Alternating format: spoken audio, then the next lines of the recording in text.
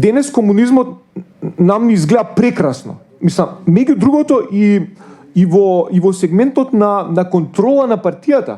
Мислам, комунистите има нели социјалистички сојузи, има огромни делови од општеството на кои им беше дозволено да функционираат речиси без влијание на партијата. Денес тоа е невозможно. Денес дури болници и школи се претворени во груевистички бункери. Мислам, пунктови за вработување на главно неспособни партиски кадри кои инаку би пропаднале во животот, и дури идеолошки како кажам, јадра, центри кои зрачат едноумие. Тоест груевизам, болници, школи, такви нивоа, да не збориме за ова јавно обвинителство. Вие што спомнавте, дури таму исто, па за разлика од комунизмот, нема никаков пристап до било каква професионалност, било какво сериозно водење на работите. Тоа ви велам до тој степен се руинирано. Инаку, за ова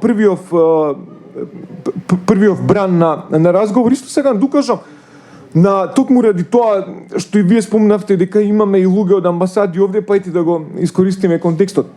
Не е воопшто мала заслугата на европјаните во подемот, да речам, и во гниењето на подемот на груевизмот и гниењето на Македонија овие 9 години. Така што тоа исто, знаете, така да гледате, така просто рамнодушно и не рамнодушно, туку и добри оценки да им запишувате, особено првите 6-7 години, а институциите за тоа време буквално се распаѓаат, се уништуваат, тоа не е окей. Аплауз. Да, добро. Така што таа улога особено за западниот фактор на Америка и на Европска унија во тоа малигно растење на груевизмот не може да се занемари, дури и како кажам, ако прилично осветлиме. Гледате, мене ова сега деновиве што ме вади од памет, една илустрација на тој однос на ЕУ кон Македонија. Нешто што стварно е скандалозно, што заслужува книга и заслужува термини во, да речам, најелитните светски медиуми. ЕВН е собственик на зградава во центар, една од најубавите згради во центар и многу важно наше културно наследство од времето на социјализмот. Ете да ги спојам темиве, нели? Пред неколку години реновирана. Да, тој мермер, тоа стакло типично за тој период, е стварно еден од символите на Скопје.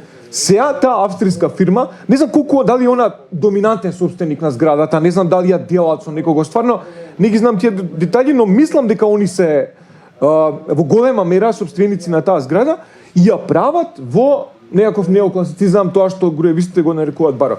И тоа го прават на безповратен начин, така ми кажаа моите колеги архитекти, дека тоа не може да се врати на претходната состојба, кога се сруши овој дивјачки, барбарски режим кој меѓу другото го уништува и културното наследство. Ете, таа зграда нема да можеме да ја вратиме заради постапката техничка во, да речам, пробитната состојба. Тој е таков невиден скандал. Тоа заслужува CNN, како било кој, да ги праша овие австрискиве, зарем тоа ви беше улогата во ова општество, да уништувате културно наследство.